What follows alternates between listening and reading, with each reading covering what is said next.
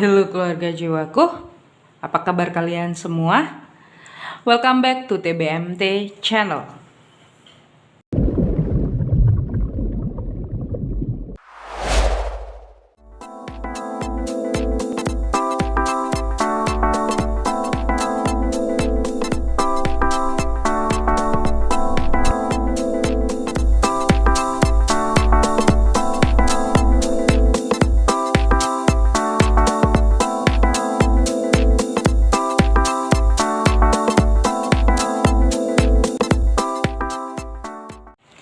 Terima kasih untuk kalian yang tetap setia stay tune di TBMT channel. TBMT mohon maaf karena sudah lama banget nggak upload ya, karena memang banyak kendala dan sempat HP saya rusak dan baru bisa bikin video sekarang. Dan doakan saja semoga bisa lancar ke depannya ya, dan semakin berkembang sehingga bisa sharing, bisa berbagi lagi untuk tarot percintaan, karir dan keuangan. Saya uploadnya besok. Untuk saat ini saya akan menjelaskan ulang mengenai spiritual. Ya, spiritual itu apa? Ini menjelaskannya secara general, bukan dari sudut pandang numerologi, tetapi secara spiritual itu yang bagaimana? Karena saya mendapatkan banyak pertanyaan di video saya yang sebelumnya, di video saya mengenai kebangkitan spiritual, ternyata banyak yang komen di sana. Kalau kalian belum tonton videonya, bisa tonton videonya dulu, baru tonton video yang ini. Karena video tersebut saya buat di tahun kemarin dan di tahun 2021 ini saya buat lagi versi yang terbaru ya, update terbaru mengenai spiritual itu sendiri. Jadi sebenarnya spiritual itu apa? Spiritual itu adalah dari kata spirit dan ritual.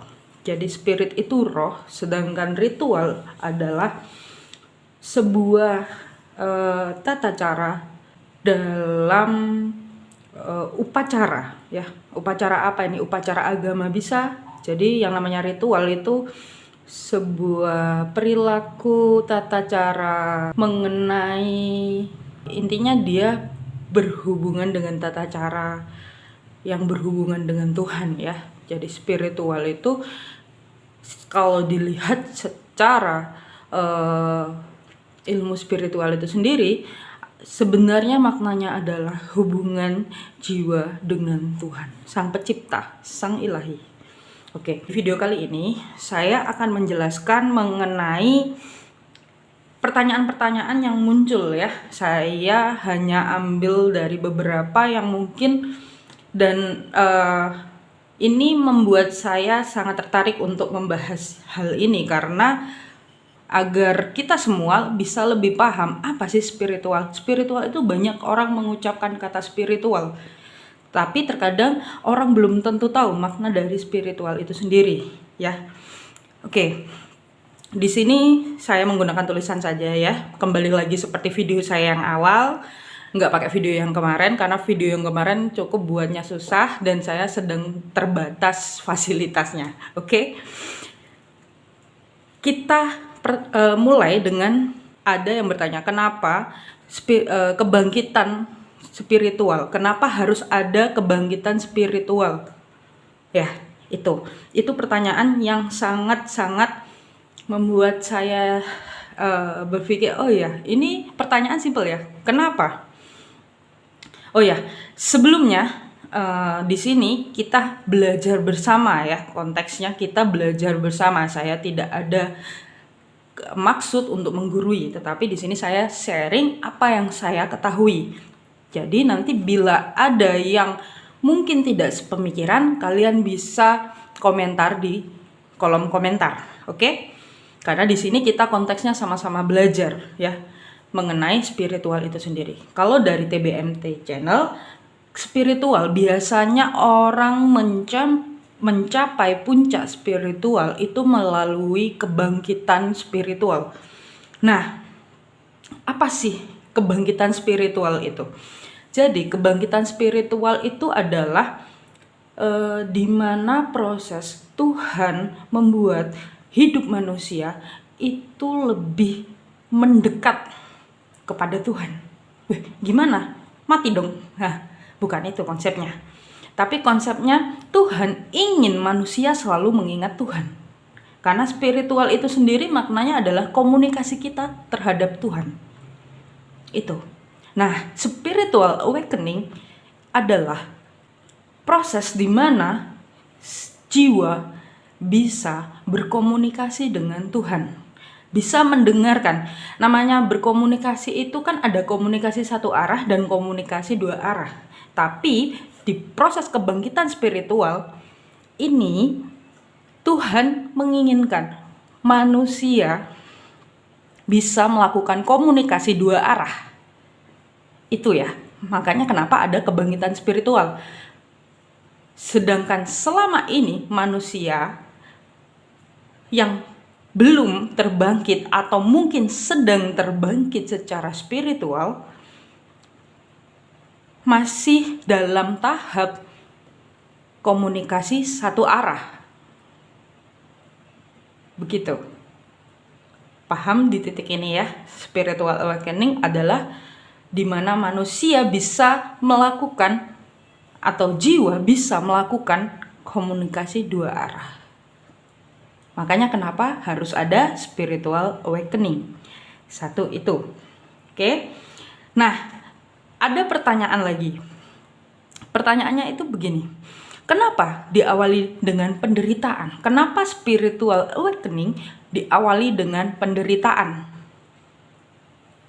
Konteksnya seperti ini. Ketika manusia sedang di titik yang indah hidupnya ya, maksudnya hidupnya aman, di posisi aman, bahagia, sejahtera, sentosa, secara tidak langsung terkadang ya ada beberapa itu lupa untuk yang namanya berkomunikasi dengan Tuhan. Tetapi ada juga ya nggak sedikit juga yang selalu berkomunikasi. Makanya kenapa kalau manusia yang selalu berkomunikasi, apa sih caranya berkomunikasi, bagaimana sih? Bersyukur dengan pemberian Tuhan. Itu termasuk cara komunikasi manusia. Ya, itu. Jadi manusia bukan hanya meminta tetapi bersyukur. Walaupun yang diwujudkan oleh Tuhan itu tidak sesuai persis plek gitu ya sama apa yang diminta, tetapi di situ manusia harus tetap selalu bersyukur. Terkadang manusia itu lupa akan bersyukur. Nah, di sini makanya di titik itu Tuhan membangkitkan secara spiritual. Itu melalui apa? Penderitaan. Karena ketika manusia menderita melalui rasa sakit, ya, biasanya rasa sakit atau mungkin kematian orang terdekat atau mungkin sakit yang sangat sakit, di situ manusia akan apa? Pasti lebih mendekatkan diri kepada Tuhan kan? Jadi intinya spiritual itu spiritual awakening ya, lebih tepatnya spiritual awakening itu adalah proses di mana manusia itu lebih dekat dengan Tuhan. Itu. Nah, dan ketika diberikan penderitaan, manusia akan selalu ingat Tuhan. Apalagi ketika orang sekitar tidak dapat membantu. Nah, jiwa itu selalu, ketika jiwa merasa terpojokkan, siapa yang akan membantu ketika tidak ada jiwa-jiwa lain yang bisa membantu selain Tuhan? Nah, spiritual awakening, makanya kenapa diawali dengan penderitaan? Karena agar jiwa-jiwa itu ya memang benar-benar terbangkit secara spiritual dan menggantungkan hidupnya hanya kepada Tuhan, bukan kepada yang lain, bukan kepada jiwa-jiwa lain. Itu loh kenapa spiritual awakening diawali dengan penderitaan. Itu pertanyaan yang nomor 2 ya. Oke, saya lanjutkan dengan pertanyaan yang berikutnya. Tujuan terbangkit spiritual itu apa sih? Nah, ini bagus. Seperti yang tadi saya bilang ya, tujuan terbangkit spiritual itu agar manusia lebih dekat dengan Tuhan, agar manusia bisa hidup bersosial dengan sekitar dengan dan sesuai yang Tuhan ajarkan. Seperti itu. Dengan cara apa? Unconditionally love. Nah, ada pertanyaan ini, jadi pertanyaannya nyambung ya. Unconditionally love itu apa? Unconditionally love itu adalah cinta tanpa syarat, yang dimana ketika kita mencintai, ya udah cinta. Ketika kita mengasihi, ya sudah kasih. Bukan berarti mengharapkan apapun dari hal itu. Ketika kita mencintai tapi kita dibalas dengan hal yang buruk, kita masih bisa mengampuni. Ya, ada satu kepercayaan ya, tapi ini karena kepercayaan itu banyak ya, kepercayaan itu masing-masing. Tapi satu kepercayaan yang satu prinsip dari satu kepercayaan yang saya itu pelajari ya, bahwa ada doa, sepertinya doa. Ampunilah kesalahan kami seperti kami pun mengampuni yang bersalah kepada kami. Jadi semakin banyak kita mengampuni, semakin banyak Tuhan pun mengampuni kita. Itu berarti apa yang Tuhan ajarkan? Unconditionally love. Walaupun orang jahat, kita tetap mengampuni. Karena apa? Yaitu unconditionally love. Unconditionally love itu adalah sebuah arahan di mana kita itu menjadi lebih spiritual. Karena Tuhan pun mengajarkan cinta dan kasih. Tidak ada yang lain. Walaupun kita dijahati seperti apa, ya sudah. Lepaskan, maafkan, ampuni. Mudah? Tidak mudah. Tapi saya yakin semua orang yang lihat video ini pasti bisa. Sesakit apa orang memperlakukan kamu, serta-merta hanya untuk pembelajaran, serta-merta hanya untuk penghapusan karma-karma yang telah kita lakukan. Itu ya, unconditionally love adalah dimana kamu mencintai siapapun tanpa terkecuali. Walaupun orang tersebut mikir kita adalah musuh mereka, ya sudah, itu pemikiran mereka. Kita tetap penuh cinta dan kasih. Itu ilmu spiritual itu dimana kita bisa melihat kasih dan cinta dalam sudut pandang apa saja, tanpa terkecuali. Ya, itu. Dan yang namanya unconditional, ya udah tanpa kondisi apapun. Jadi kondisinya bagaimanapun ya tetap cinta. Itu yang artinya unconditionally love. Oke? Semoga paham ya untuk pertanyaan itu. Lalu yang berikutnya, spiritual. Spiritual dan kebangkitan spiritual itu apakah hanya orang-orang pilihan? Nah, ini kalau dibilang kebangkitan spiritual hanya pada orang-orang pilihan, saya bilang belum tentu. Karena sebenarnya kalau saya lihat ya setiap jiwa pasti ada kebangkitan spiritual. Tapi bedanya setiap jiwa mempunyai level dan fase-fase tertentu di dalam hidup. Jadi misal jiwa A dan jiwa B. Jiwa A itu levelnya segini, level hidupnya itu seperti ini. Sedangkan jiwa B, level hidupnya itu seperti ini. Kebangkitan spiritual yang mereka alami sama atau tidak? Tidak. Karena setiap jiwa mempunyai ciri khas kebangkitan spiritual masing-masing ya. Maksudnya setiap jiwa itu mempunyai dan membuat perjanjian kontrak atau misi jiwa itu berbeda-beda. Seperti itu. Dan orang-orang yang terbangkit secara spiritual itu biasanya semuanya itu kembali ke jiwa masing-masing ya. Karena terkadang ada beberapa orang yang terbangkit, oh ya sudah, hanya terbangkit saja, tetapi tidak memikirkan secara lebihnya. Tetapi ada orang yang terbangkit, ini kenapa hidupku? Oh, terbangkit spiritual. Lalu untuk apa spiritual? Lalu untuk apa kok aku harus terbangkit secara spiritual?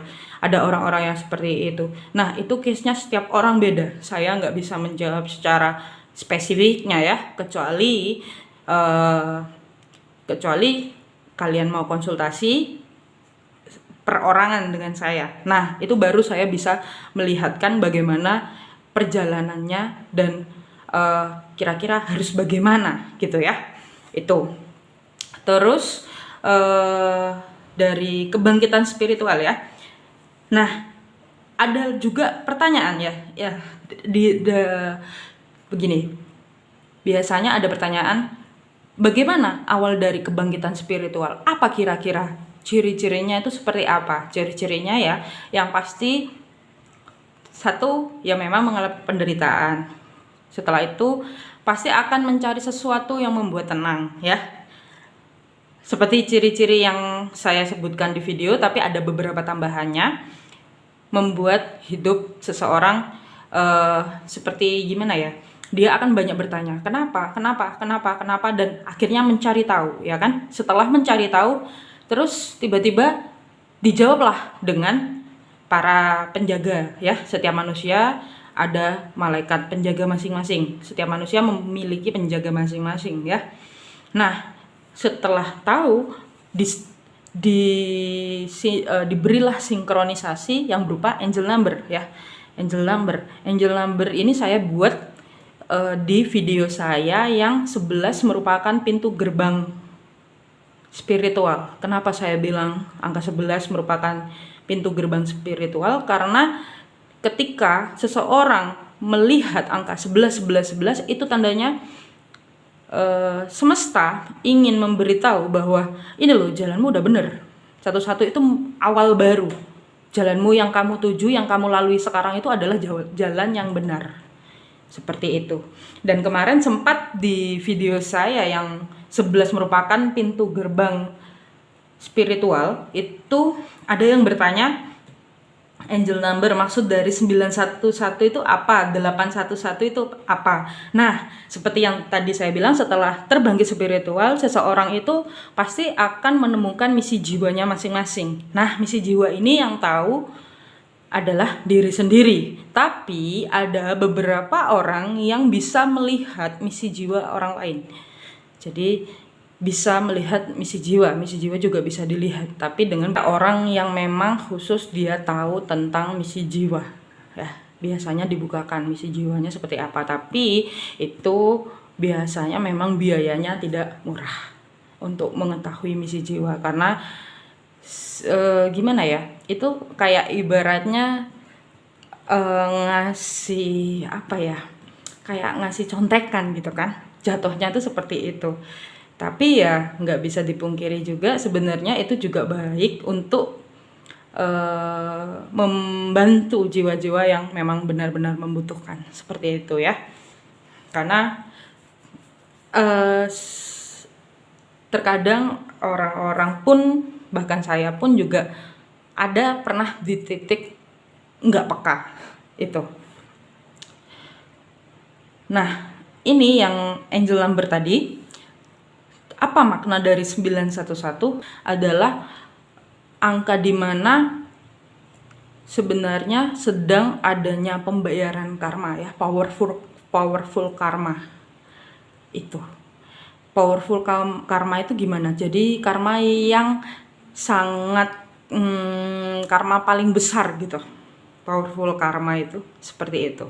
Ini bisa karma baik atau karma buruk ya. Nanti saya bahas ulang lagi mengenai karma itu sendiri. Oke?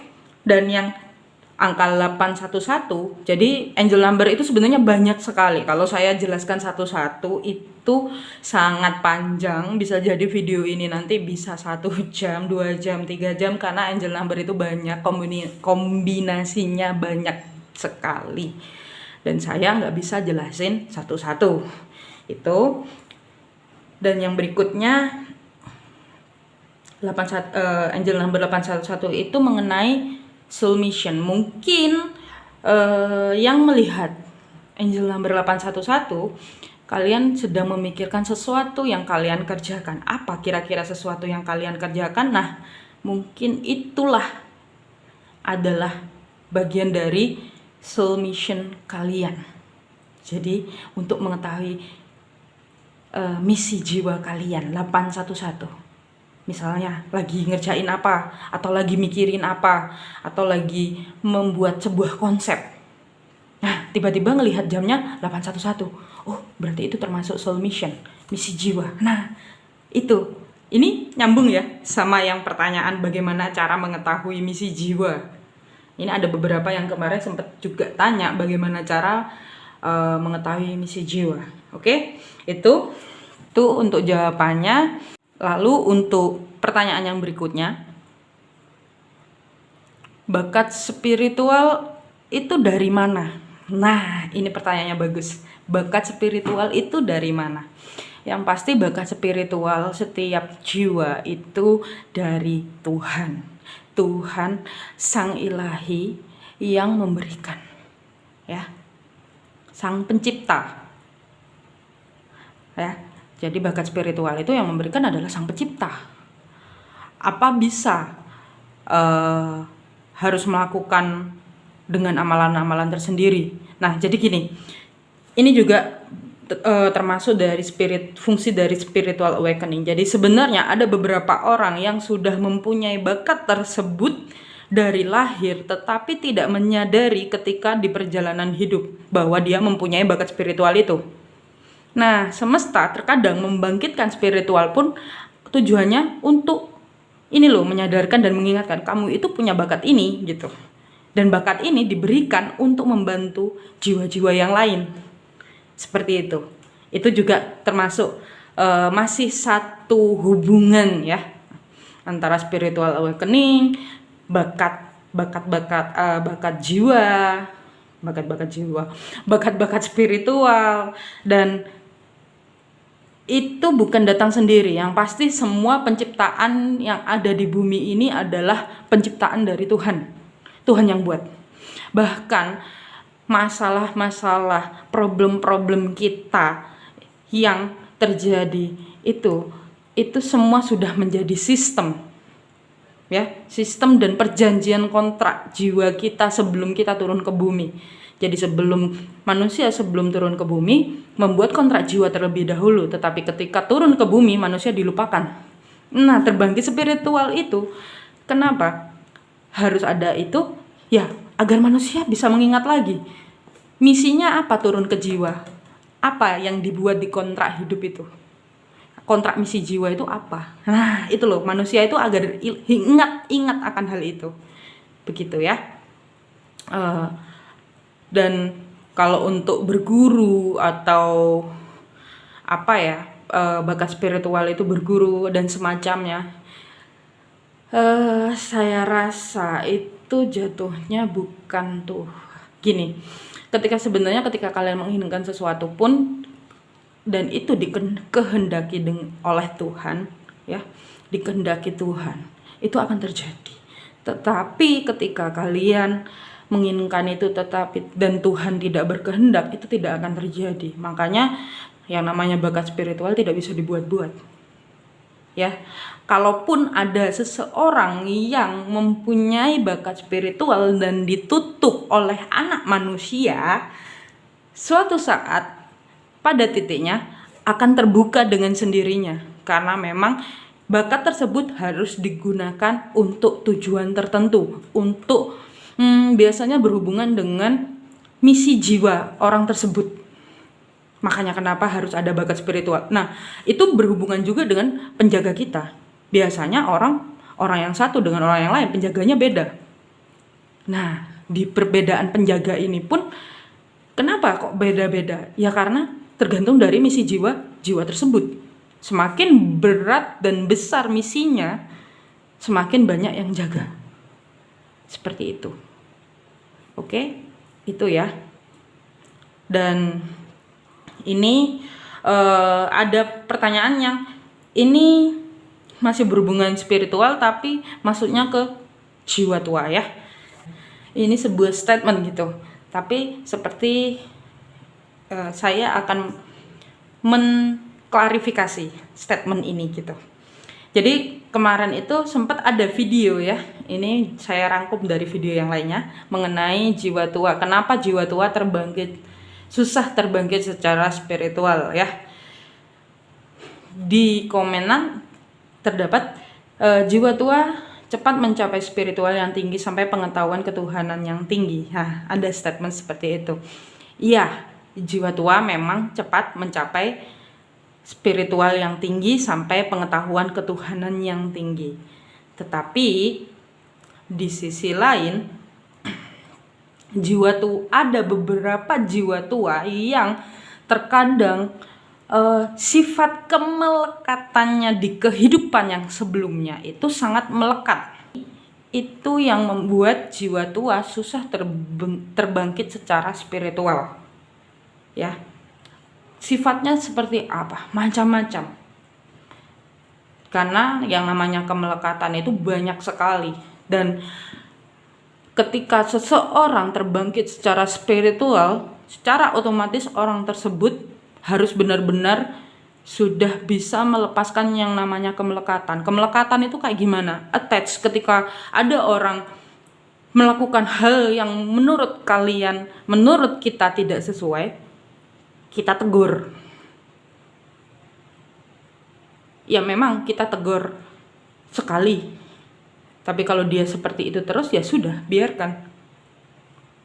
Bukan kita tegur ya. Lebih baiknya itu seperti ini, itu seperti kita jatuhnya itu bukan tegur ya, kita beri pandangan berbeda gitu ya, kecuali memang dia bertindak jahat, nah itu beda cerita. Tapi ketika seseorang tidak melakukan sesuatu sesuai dengan cara kita, nah ini loh, biasanya jiwa tua itu cepat marah ya. Mereka cepat marah karena terkadang jiwa tua itu melihat sesuatu, memandang sesuatu itu dari sudut pandang mereka gitu. Mereka merasa bahwa saya pun ya, karena saya juga jiwa tua ya. Beberapa orang bilang bahwa saya jiwa tua. Kalau melihat orang misalnya melakukan hal apapun itu dan nggak sesuai dengan cara saya ya, saya akan marah. Itu saya yang dulu ya. Nah, di situ itu loh titik kemelekatan si jiwa tua. Itu yang tidak bisa membuat jiwa tua tersebut terbangkit secara spiritual. Itu. Walaupun memang titik spiritual yang tinggi sampai pengetahuan ketuhanan itu dicapai, tetapi ketika hubungan dengan manusia masih ada kemelekatan, di situ mereka tidak bisa dikatakan spiritual awakening sepenuhnya. Karena masih ada marah, masih ada ego, masih ada attach, memaksakan orang lain untuk melakukan hal yang sama, memaksakan orang lain untuk berlaku sama kepada seperti kita yang kita lakukan. Nah, itu loh. Dan spiritual awakening, fungsi dan tujuannya adalah ya sudah, agar kita itu lebih melihat secara kasih terhadap sesama dan mendekatkan hubungan kita dengan Tuhan. Itu. Karena Tuhan pun, Sang Pencipta pun merupakan cinta kasih itu sendiri. Mudah? Tidak. Butuh waktu untuk belajar hal itu. Butuh waktu belajar bersabar. Tetapi jika kita tidak bisa bersabar, kita tidak akan di mana-mana. Kita tidak akan berkembang. Karena sabar itu belajarnya sampai nanti sebelum meninggal. Itu. Nah, jiwa tua itu masih banyak. Karena saya pun terkadang ada titik nggak sabarnya. Terkadang sampai detik ini saya masih tetap belajar di mana bersabar, walaupun kadang ada komenan yang kurang enak gitu ya di YouTube. Ya sudah, itu hak mereka, dan saya sangat berterima kasih akan komenan-komenan apapun itu. Ya, karena negatif positif apapun yang dilontarkan, mereka tetaplah mereka dan itu hak mereka. Dan kita tetap berjalan dengan diri kita. Kalau misalnya memang ada salah, ya mohon dimaafkan. Seperti itu. Karena apa? Ya kita hidup di dunia ini agar spiritual apa? Bisa memaafkan dan mengampuni kan. Itu ya. Oke, semoga dari video kali ini bisa ditangkap, meskipun saya ngomongnya agak lari ke sana lari ke sini, tapi semuanya itu nyambung menjadi satu runtutan. Semoga bisa dipahami. Bila ada pertanyaan bisa tulis di kolom komentar ya. Dan bisa juga kalau mungkin ada pertanyaan-pertanyaan banyak, nanti saya buatkan khusus untuk Q&A-nya ya. Cukup sekian untuk video kali ini dan terima kasih sudah menonton dari awal hingga akhir video. Jangan lupa subscribe, like, komen, dan share ke teman-teman kalian. Jangan lupa cintai diri sendiri, jangan lupa bahagia. Bye-bye.